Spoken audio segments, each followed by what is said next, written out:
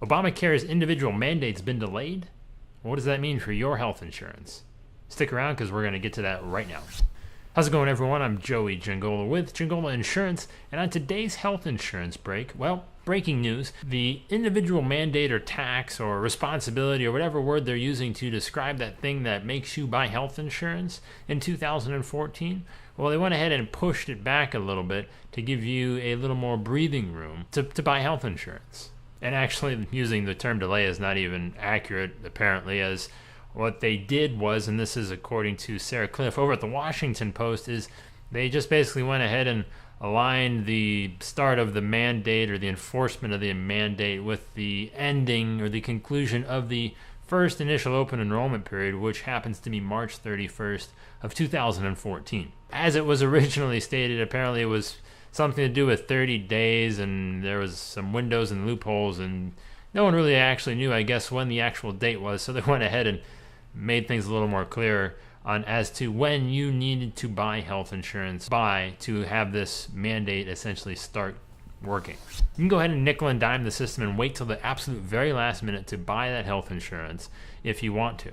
But if you're looking to make a smart health insurance decision, well, you're going to have this taken care of well before the first of the year, assuming they actually let you. If at all possible, whenever you can have the opportunity to line up the start of your policy with the start of a calendar year, it's probably in your best interest to do so, as in your deductible and benefit period runs on that calendar year.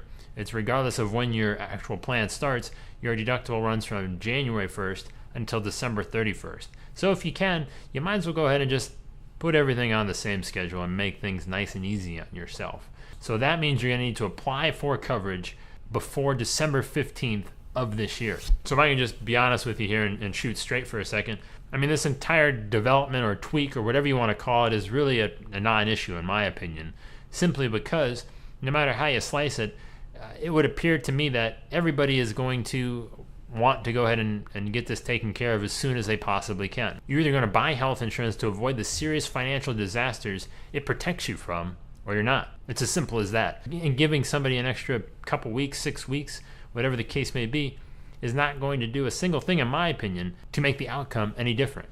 Now, on the other hand, if a month or two from now we're still unable to sign anybody up for these marketplaces, these exchanges, well, then that's a different story. I mean, the government can't possibly tax you or penalize you for not buying something they are unable to sell you. Well, I mean, they probably can. That would just be mean, though. Let's hope that doesn't happen. What's the bottom line then through all this? Well, as I can see it, you're either going to qualify for a subsidy or you're not. You either have a pre-existing condition or you don't.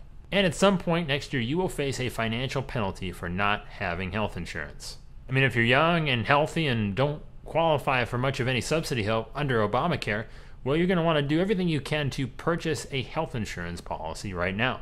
If you have a pre-existing condition, January 1st can't get here soon enough, subsidy or not. If you fall somewhere in the middle and you qualify for a decent subsidy within the marketplace, well, then the cost of your health insurance is probably going to be low enough to where you would be kind of silly not to take that and have something. Again, every single one of these scenarios ends with you taking action sooner rather than later. I guess outside of that whole, you being in the middle, and if you just want to procrastinate, well, then you're going to go ahead and maybe have the option to do that. Of course, there will be different groups of people who decide to forego buying health insurance next year for several different reasons. The way I see it, you might as well pay for something as opposed to paying for nothing. So here's what's going to happen next. If you are unsure about how this mandate is going to affect you, or what you should do about it, or what your options are within the marketplace or outside of the marketplace, I want you to just go ahead and email me directly right now, joey@jangolainsurance.com. Email is going to show up right here for you. Again, that's joey@jangolainsurance.com. And I can go ahead, we'll just get this process started, help you understand, answer any questions that you might have.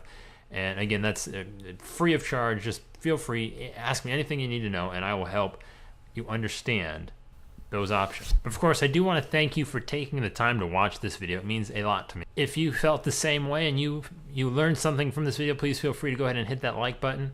Wouldn't mind it at all.